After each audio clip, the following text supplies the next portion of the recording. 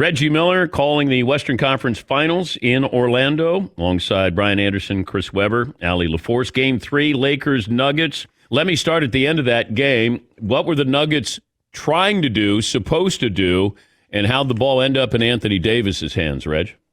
Well, before that last shot, I'm going to give the Nuggets a lot of credit because initially after the Joker had scored and had put the Nuggets up 1, that possession when it was, 15 or 20 seconds left on the shot clock, that play was for LeBron James when he was isolated up top one-on-one. He drove to his left, kicked it out, and they got into that scramble situation, which ended up with Jamal Murray blocking Green's shot that put 2.1 left on the clock.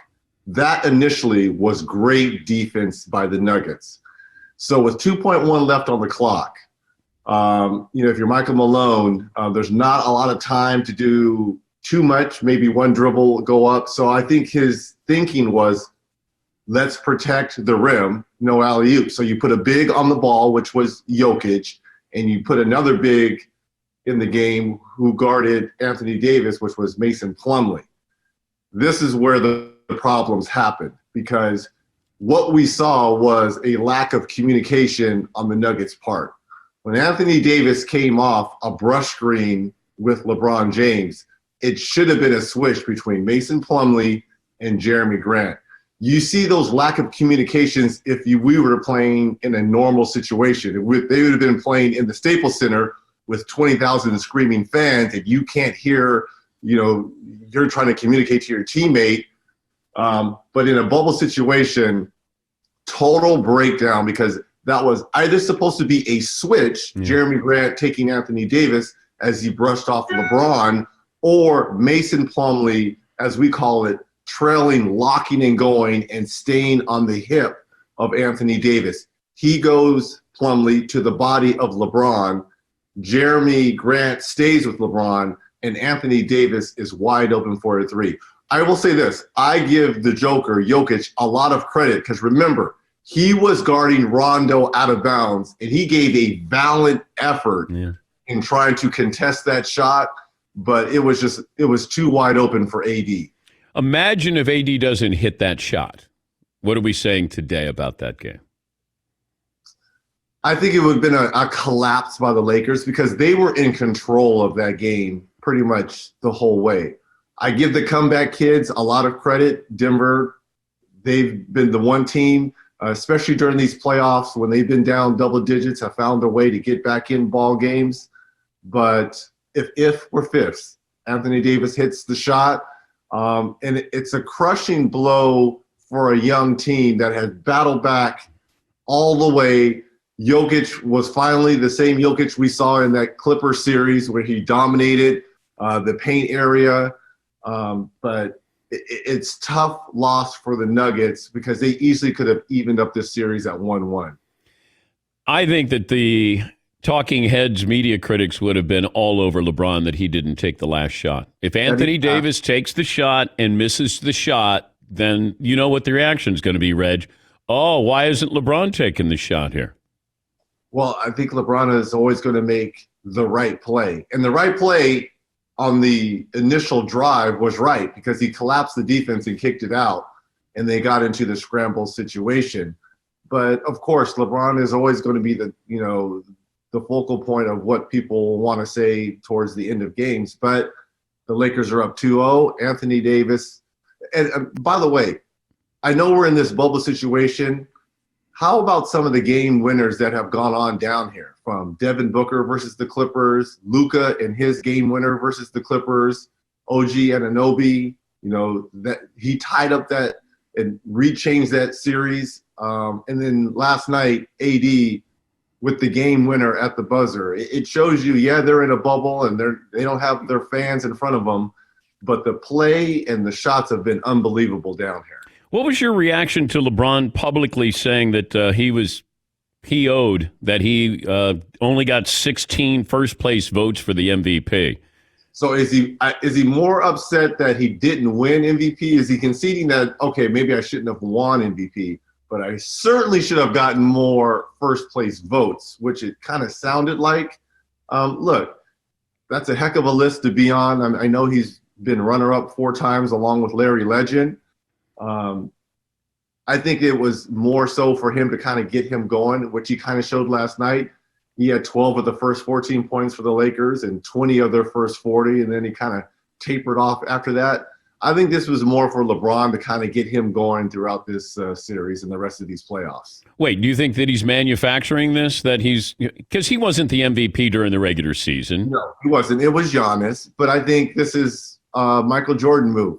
Trying to find something to kind of motivate you and get you going, get his teammates pumped up, and because he wasn't the regular season MVP, and people need to understand the distinction between the two. Because Giannis had an unbelievable career. If you're picking a franchise in a team, who you're going to pick, obviously you're going to pick LeBron James because you know the finished product and you know what he delivers for your team.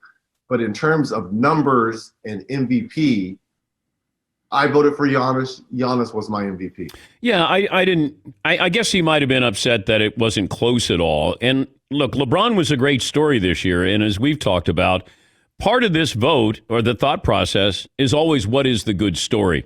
When Charles won the MVP, when Karl Malone won an MVP, they were a fresher story than Michael Jordan. I voted for Jordan every year because I just thought that he is the most valuable player in the league and he's going to win a championship. And I would vote the same way with LeBron. I always looked at him. He's like Jordan, that he's the most valuable person in the NBA and he's going to play for a championship. Maybe that's not, fair to do it that way, but I didn't go out of my way to go, boy, I'm kind of bored with voting for the same guy. How about, Greek Freak was a great story last year.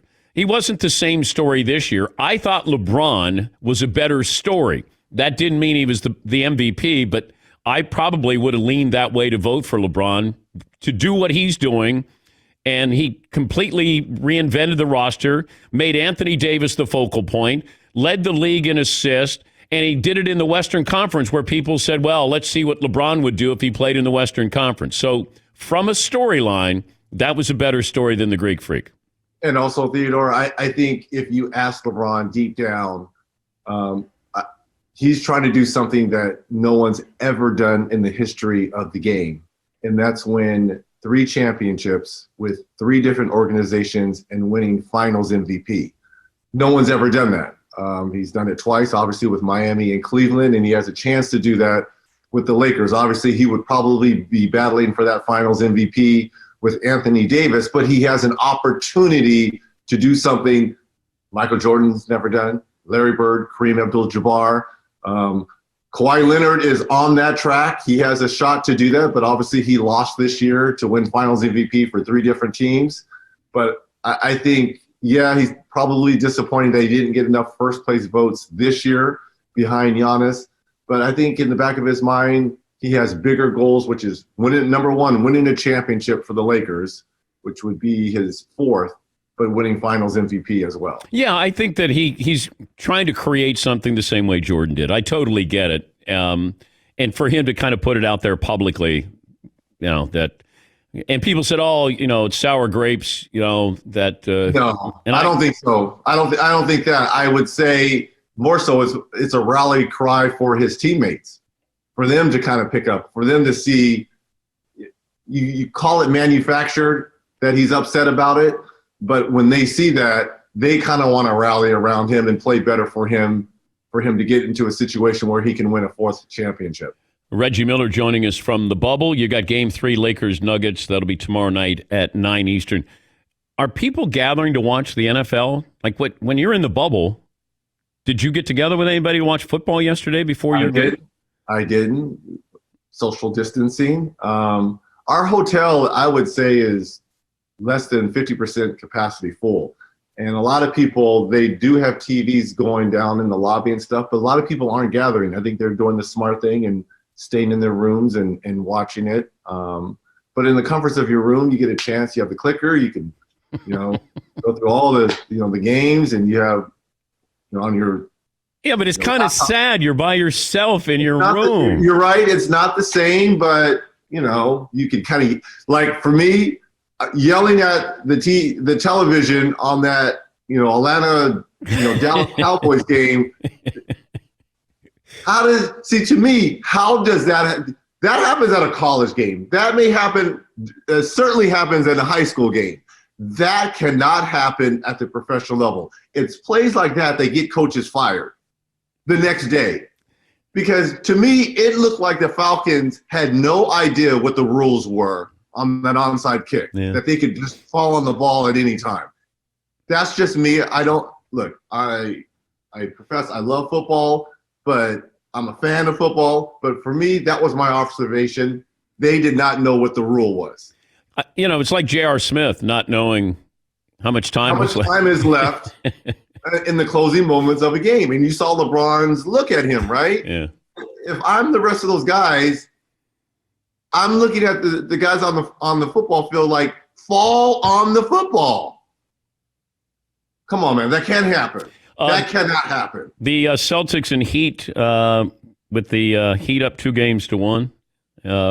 What do you like in the Celtics? That they had to win this game after yelling and screaming and throwing stuff in the locker room, and they came out and played great. But handicap this series. I still like Miami to win this series. I still think it's going to go the full distance. I think the Celtics got a shot of energy when Gordon Hayward come back, because now you have another playmaker, another ball handler, a guy who can make shots and can guard multiple positions. And he's coming off the bench versus second-line players on the Heat. So I think that's a plus. This is going to go 7. If you look at the numbers through the first 3 games, you would say Boston clearly should be up 3-0 in this series because they've played that well. Miami has just found ways to win because of that bulldog mentality. That's why I believe it's going to go 7 games. I think Jimmy Butler's been good. He hasn't been great. And Game 4 could be one of these games where he could put an imprint on both ends of the floor of being great to try to get this Heat team up 3-1. But the way Tatum, Smart, and now Jaylen Brown has, to me, that's just a 3-headed monster now, the way Jaylen Brown has been playing at both ends of the floor. So, who do you think the Lakers won?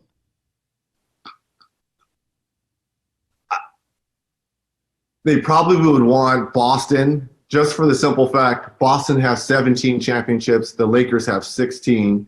This is a chance for them to tie the Celtics, the historic Celtics, in terms of championships. But let me say, you're saying who did the Lakers want? It's not over yet because we said that about the Clippers. I know. We said that about the Clippers. No. They were the Clippers. This is different. Oh, shots fired? No, they've been fired. They were fired They haven't stopped being fired, Are they going to have a get-together, like picnics to improve their chemistry with the Clippers? What are they thinking looking at looking at the Western Conference Finals?